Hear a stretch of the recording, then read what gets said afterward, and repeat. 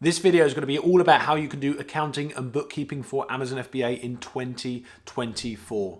Don't go anywhere. So in this accounting and bookkeeping tutorial for Amazon FBA 2024, I'm going to cover how to track your profit and cost of goods and everything like that in your business. We're going to talk about using accountants vs doing it yourself, and we're also going to talk about the software and services that you're going to need in order to do this efficiently. And I'm also going to share with you at the end my top tips and tricks on accounting so that you can avoid hidden fees, avoid investigation from HMRC, and effectively make more profit in your business and have this all working swimmingly for you. So make sure you stay tuned right to the end. Just before we jump in, I'll just let you know also that Awesome has kindly sponsored this video, and if you look on the links below in the comments, you will see that you can get £100 off Awesome Accounting, who are the accountants that I've used for many years now. I don't recommend anything that I don't personally use or have used in the past. I've used them for many years now, and also you can set up a company with them for only £12. There's another link below for that. Let's carry on with the video. So, number one, we're going to talk about accounting, how to track all of this, how to track what you're buying, how to track the receipts and everything like that, guys. So the first thing I would highly recommend doing if you're starting out selling on Amazon is making sure from the very first product that you're buying, you are keeping a track of this. Create yourself a purchase tracker and create yourself a Google folder. What you want to do is within that Google folder, you want to have your purchase tracker, and you also want to have another monthly folder. And within that monthly folder, you want to have every month of the year, December, January, February, March, etc. You want to be collecting all of your receipts from anything that you buy, okay, anything that you buy for that business, either whether it's products to resell or whether it's a notebook or a laptop for the business. You want to be collecting those receipts, absolutely everything.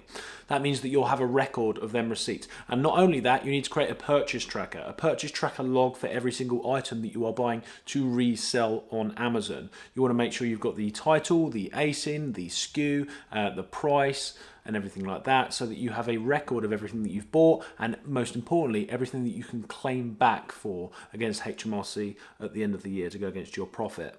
It's important to be tracking this stuff, because the last thing you want to do is get to the end of your first financial tax year where you need to submit all these documents to HMRC via your accountant or by yourself, and you're just left. You're left in the dark, and you're left chasing multiple invoices, messaging, emailing retailers or wholesalers or shops, and it just turns into a nightmare, guys.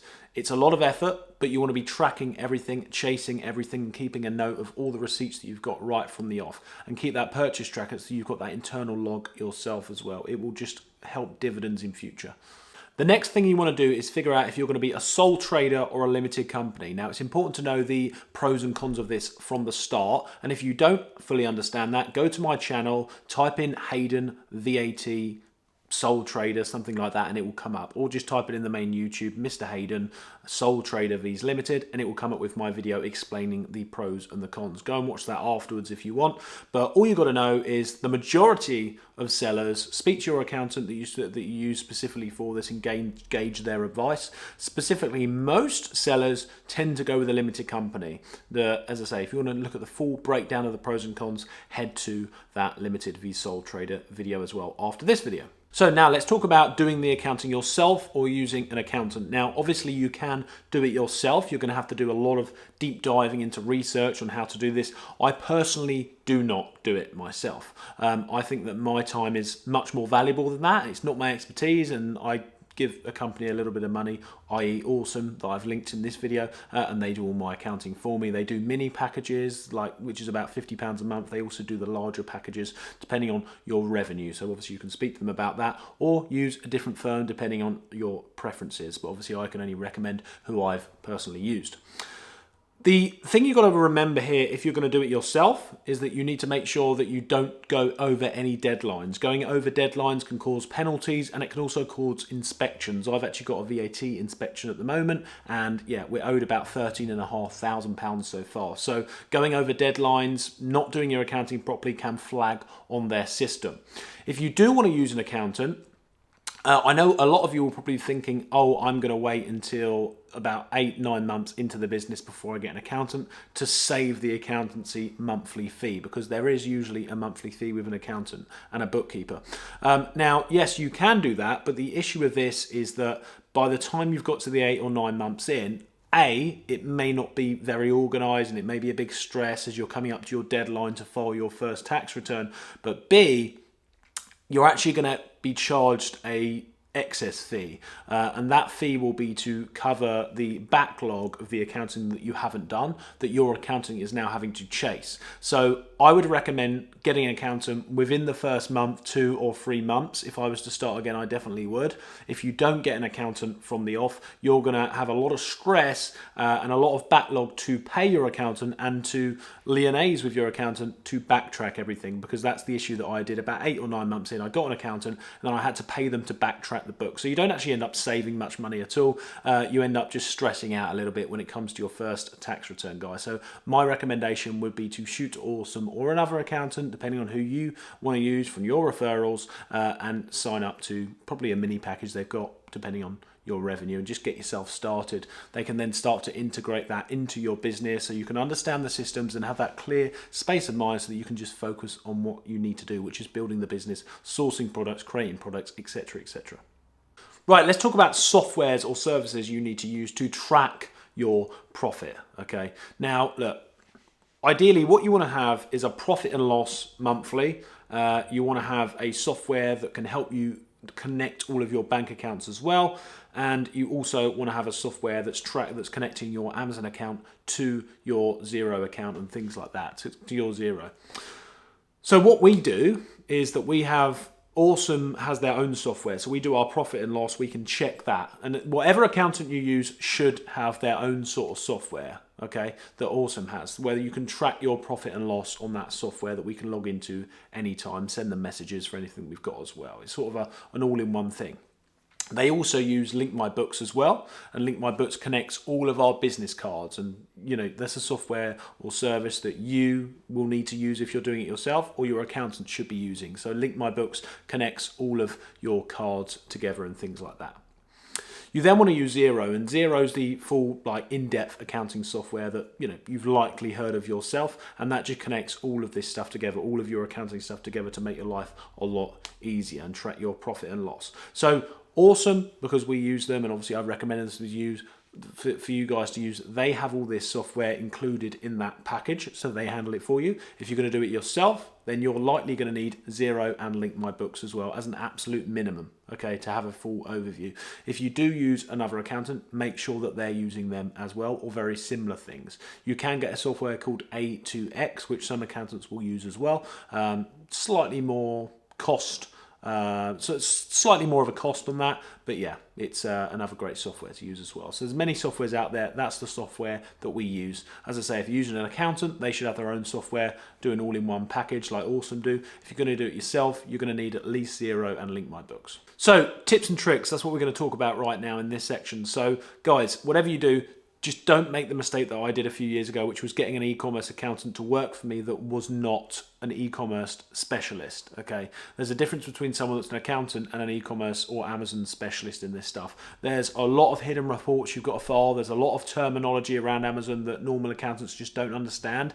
There was one particular scenario where I just went over the 85,000 threshold in my Amazon sales, and my accountant, because at the time I wasn't using an e-commerce specialist, they advised me that I didn't have to go VAT registered because it was the money that actually went through the bank account that counted towards the VAT threshold, when that was incorrect. It's your total Amazon sales. And if I listened to him, I would have had a lot of high fees and errors and things like that to pay for. So yeah, make sure you get an e-commerce specialist, guys.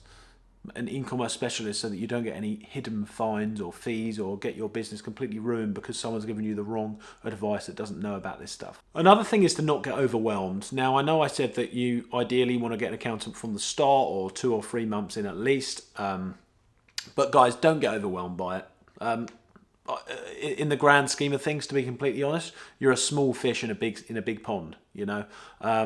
HMRC aren't gonna go after you really badly if you're a few days over or a couple of weeks over your limit on when you need to file it. You could get some fines. You could get a fine from HMRC if you're late at filing, and obviously you don't want to be late, but the worst case scenario, unless you're permanently seriously trying to avoid them on purpose, is just a fine and a slap on the wrists. As long as you follow what I said in this video, as long as you sort an accountant out or sort it out yourself within a few months, you're going to be absolutely fine. Just make sure you're focusing on the business and the profit. You know, don't overthink this stuff. It's easy to overthink it. I promise you, in a few months' time, once you've understood this, it's going to be plain sailing. You're going to understand how to do this stuff, and you do it like riding a bike. It just feels overwhelming from the start.